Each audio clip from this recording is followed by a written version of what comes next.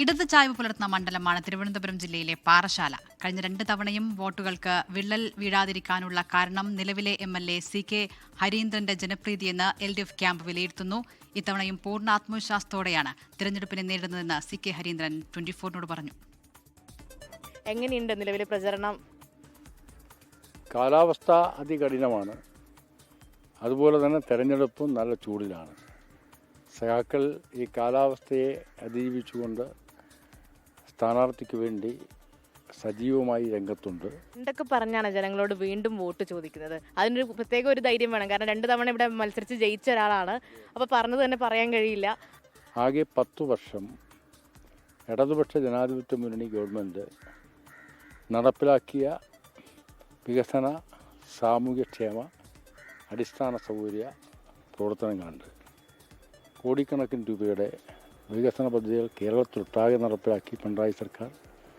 ഈ മണ്ഡലത്തിലും ഗവൺമെൻറ് ആവിഷ്കരിച്ച പദ്ധതികൾ എത്രയും വേഗത്തിൽ നടപ്പിലാക്കാനുള്ള പരിശ്രമം ഞാൻ നടത്തിയിട്ടുണ്ട്. കോൺഗ്രസിനെ സംബന്ധിച്ചിടത്തോളം മുൻ MLA ആയിട്ടുള്ള AT ജോർജ് ഒരു വിമത നീക്കമൊക്കെ നടത്തിയിരുന്നു. അത് ശ്രദ്ധിച്ചിരുന്നോ?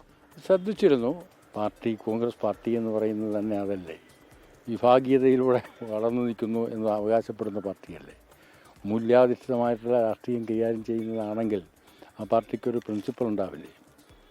പറഞ്ഞു കബളിപ്പിക്കുക, പരസ്പരം താൽക്കാലികമായി പറയുക കൂടെ നിൽക്കുന്നവരോട്.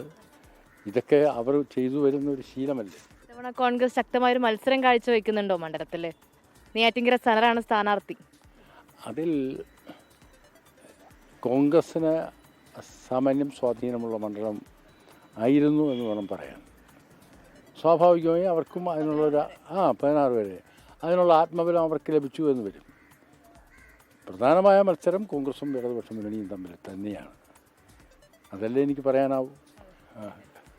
എങ്ങനെയാ നല്ല ഒരു ഭൂരിപക്ഷം ഉണ്ടാവും തോന്നുന്നുണ്ടോ? കുറഞ്ഞ സമയങ്ങൾ അത് ബാധിച്ചിട്ടുണ്ടോ?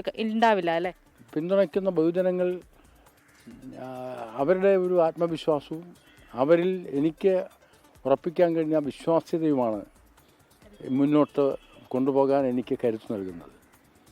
അവർ എനിക്ക് നൽകുന്ന പിന്തുണയാണ് എനിക്ക് കരുത്തായുള്ളത്.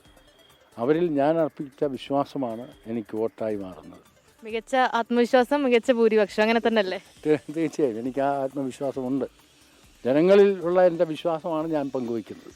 ക്യാമറമാൻ സിറിലിനോടൊപ്പം മേഘ്ന മുരളി, 24 തിരുവനന്തപുരം.